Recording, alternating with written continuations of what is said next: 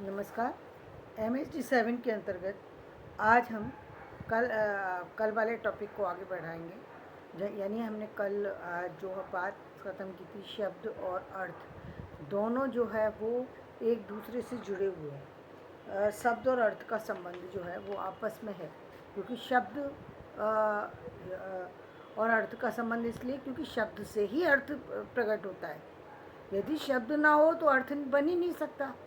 भाई पहले तो शब्द लिखा गया, तब शब्द का अर्थ सामने प्रकट हुआ, और यही शब्द की एक पहचान है। एक शब्द इतना गर्मामय है कि उसके बोलते ही इतना वजन है कि लोग जो है बहुत प्रभावित होते हैं। एक शब्द ऐसा है जिसको सुनते ही लोग बहुत निराश होते हैं। एक शब्द ऐसा है जिसको सुनते ही लोग रोने लगते हैं। तो ये शब्द की विशेषताएं हैं, ये शब्द का गुण है, ये शब्द का अवगुण है कि आपको जो है निराशा में ले जाए। ये शब्द का गुण है कि आपको निराशा से उत्साह में ले जाए। ये शब्द का गुण है कि आपको हवाई किले दिखाना शुरू कर दे। ये शब्द का है एक कल्पना वो है जो आप विकसित जगत में देख रहे हैं, जो आप सामने देख रहे हैं। एक कल्पना वो है जिसमें चीज़ें नहीं है आपके सामने, लेकिन फिर भी आप चीज़ों का मज़ा ले रहे हैं।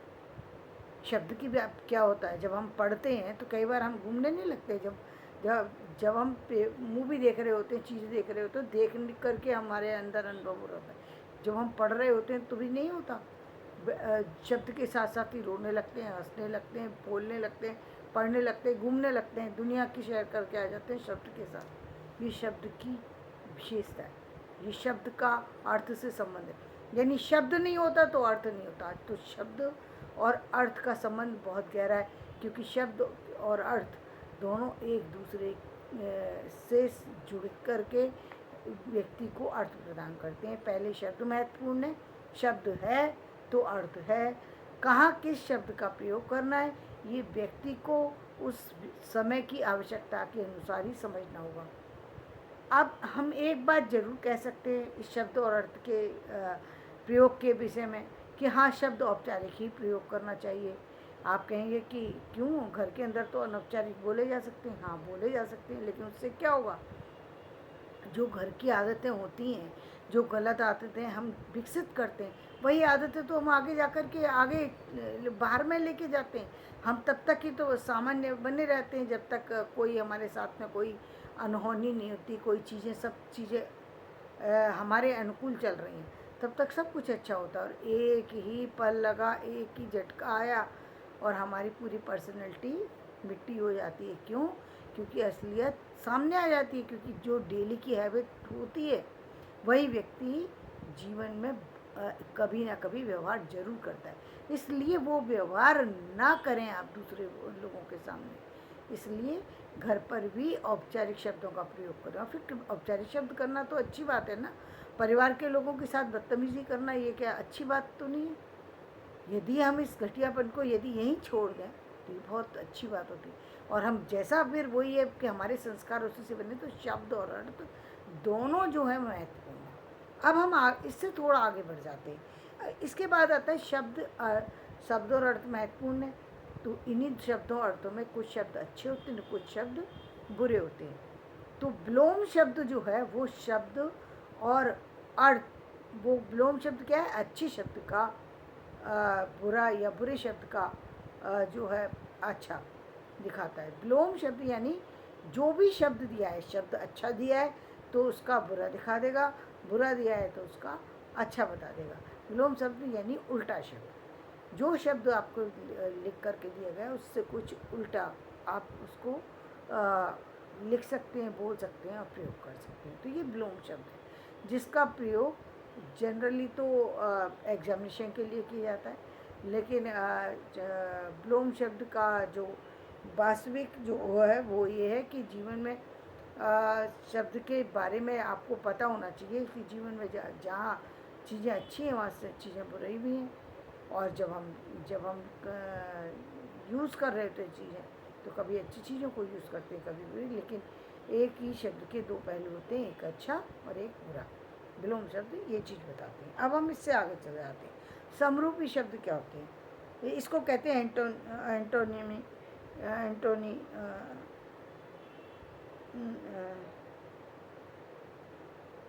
हाँ, इसको कहते हैं एंटोनिम। और समरूपी शब्द जो होते हैं उसको कहते हैं होमोनिम। होमोनिम समरूपी शब्द जो है, तो उस वो कैसे शब्द हैं, यानी एक ही शब्द है लेकिन उसके अर्थ कई सारे हो सकते हैं, वो होगा समरूपी शब्द। जैसे पर शब्द हमने लिया तो पर का अर्थ लेकिन भी होता है, पर का अर्थ परसर्ग भी होता है, पर का अर्थ जो है पंख भी होता है। कहाँ कैसे प्रयोग किया जा रहा है वो उसी के अनुसार आप उसके अर्थ को निकाल सकते हैं। इसी तरीके से मगर शब्द का है तो मगर लेकिन के लिए भी किया जाता है और मगर एक प्राणी के लिए भी प्रयोग किया जाता है। तो ये हुआ समरूपी शब्द। होमोनिम शब्द। अब अनेकार्थी शब्द हैं, तो अनेकार्थी को कहते हैं पॉलीसेमी शब्द, जो अनेक अर्थ देते हैं, एक से अधिक अर्थ देते हैं, उनको कहते हैं अनेकार्थी शब्द। इसके साथ साथ एक और अब प्रक्रिया शुरू होती है, शब्द निर्माण की आवश्यकता और प्रक्रिया। तो प्रश्न आता है इन शब्द निर्माण की आवश्यकता क्यों पड़ी और इसकी प्रक्रिया क्या है। इस प्रक्रिया को समझने आवश्यकता क्यों पड़ी। पहली बात, शब्द निर्माण की आवश्यकता इसलिए पड़ी क्योंकि शब्द के निर्माण से ही वाक्य का निर्माण होता है। यदि शब्द हमारे पास हों तो हम वाक्यों का निर्माण कर सकते हैं, वाक्य हमारे पास हों तो हम भाषा का निर्माण कर सकते हैं, भाषा का हमारे पास हो तो फिर हम कुछ भी कर सकते हैं, यानी हम लिख भी सकते हैं, पढ़ भी सकते हैं, बोल भी सकते हैं, अपनी बात को रख भी सकते हैं, समझा भी सकते हैं, समझ भी सकते हैं। तो यानी शब्द निर्माण की आवश्यकता हमको व्यवहारिक जीवन से जुड़ने के लिए पड़ती है, सामाजिक जीवन से जुड़ने के लिए पड़ती है, व्यापारिक चीज़ों के प्रयोग के लिए पड़ती है। सबसे बड़ी इसकी आवश्यकता जो शब्द निर्माण की पड़ी थी वो तो व्यापार की के लिए ही सबसे पहले इसका प्रयोग किया गया था, क्योंकि शुरू में तो जब व्यक्ति ने व्यापार शुरू किया, चीज़ें शुरू की, तो उसमें सबसे पहले उसको शब्द की वहाँ ज़रूरत हुई। दूसरी बात, शब्द निर्माण की ज़रूरत हमें किसके लिए पड़ी, इसलिए क्योंकि हम पहले केवल आंगिक प्रदर्शन से अपनी भावनाओं को व्यक्त कर पाते थे। शब्द निर्माण की वजह से हम खुल करके अपनी बात को अभिव्यक्त कर सकते हैं, अपनी बात को समझा सकते हैं, अपनी बात को रख सकते हैं, लोगों की बातों को समझ सकते हैं। तो शब्द निर्माण की हमें आवश्यकता पड़ी। अब इसकी प्रक्रिया क्या है, इसकी प्रक्रिया क्या है कि शब्द का निर्माण होता कैसे, यानी शब्द के निर्माण में कौन कौन सी चीज़ें सहायक होती हैं, शब्द कैसे बनते हैं। तो इसके विषय में है कुछ शब्द जो होते हैं वो पर्यायवाची होते हैं, कुछ शब्द जो होते हैं वो संस्कृत के तत्सम शब्द और तद्भव शब्द होते हैं, और उर्दू स्रोत से आए हुए शब्द होते हैं जो कि हमारी लैंग्वेज में जुड़ जाते हैं। तो वो कब जुड़ते हैं और कैसे जुड़ते हैं, ये बात समझने की होती है कि वो किस तरीके से हमारी भाषा के प्रयोग में आ जाते हैं। जब हम भाषा को बोलना शुरू करते हैं तो हमारे पास हमारे आसपास के वातावरण का प्रभाव पड़ता है, और उसी के फलस्वरूप ये शब्द भी हमसे जुड़ने लगते हैं।